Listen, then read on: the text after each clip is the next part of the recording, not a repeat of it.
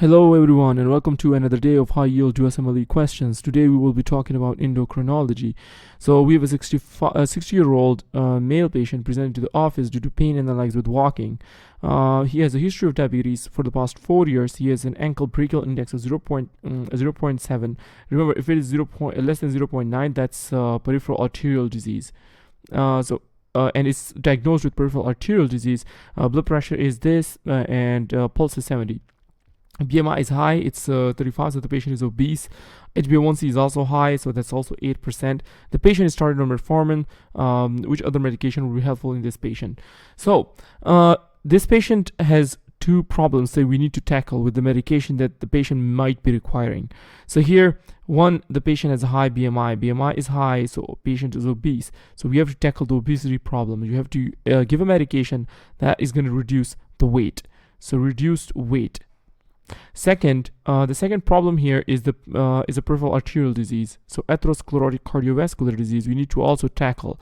Decrease any medication that decrease mortality from cardiovascular disease. Atherosclerotic cardiovascular disease. So these two things. There are two medications that can do this. Anti-diabetic medications. So one will be GLP-1 agonists. For example, these include liraglutide and exenatide and those things. And the second is SGLT2 inhibitors, the flozins. So these two are going to decrease the mortality from atherosclerotic cardiovascular disease. They will also reduce the weight. So among the option, this makes sense. This is the right answer because it is going to decrease atherosclerotic cardiovascular disease. Here the PAD also decrease the mortality from atherosclerotic cardiovascular disease. Also, it will reduce the weight. GLP-1 agonist is the answer. Acarbose is just it's going to cause very significant diarrhea and stuff, so it's really not recommended. DPP-4 inhibitor we can talk about a bit because the mechanism is similar. So if this is the intestine, let's say this is the intestine, and you take something in like the nutrients, GLP-1 is released.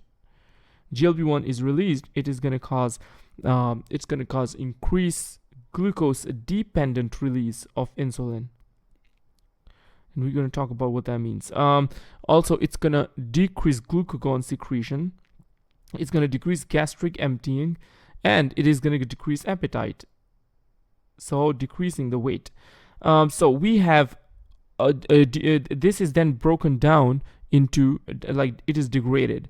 This degradation can be inhibited by DPP-4 inhibitors. DPP-4 inhibitors, which are these dipeptidyl peptidase 4 inhibitors. These include the leptins, the gliptins, sexagliptin, seragliptin, those things. They will inhibit that. So when they inhibit that, you will have increased GLP-1. You will have these effects. Also, you have GLP-1 agonists directly causing these things, which are GLP-1 agonists. So.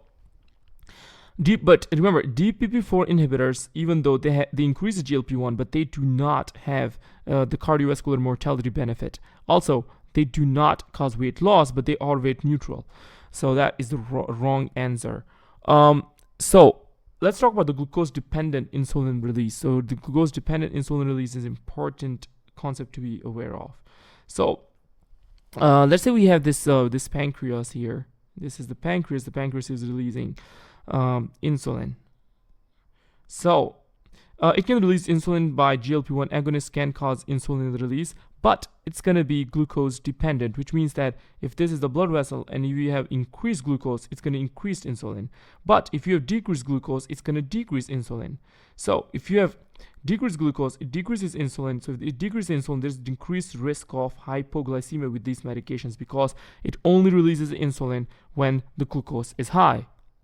So then the second one are the sulfonylurea type medication, where that's glucose independent. So if this is the insulin, and let's say this is you give sulfonylurea, it's going to directly induce it to release insulin regardless of blood glucose levels. So even if the glucose levels are low and you are taking sulfonylurea, you're still releasing the insulin. So it's going to cause hypoglycemia. So the hypoglycemia risk is there with sulfonylureas. Also, sulfonylurea not going to help with weight loss. So Wrong answer. Thiazolidine is the wrong answer. And DDP4 also wrong answer. So GLP-1 agonist is the right answer. Hope this video was helpful. And if you like the video, you can subscribe, like the channel. You can also email me for tutoring. I have different crash courses that you can take for any USMLE step exam. Also, you can, if you like this channel, you can support the channel here. Hope this video was helpful, and see you in the next one.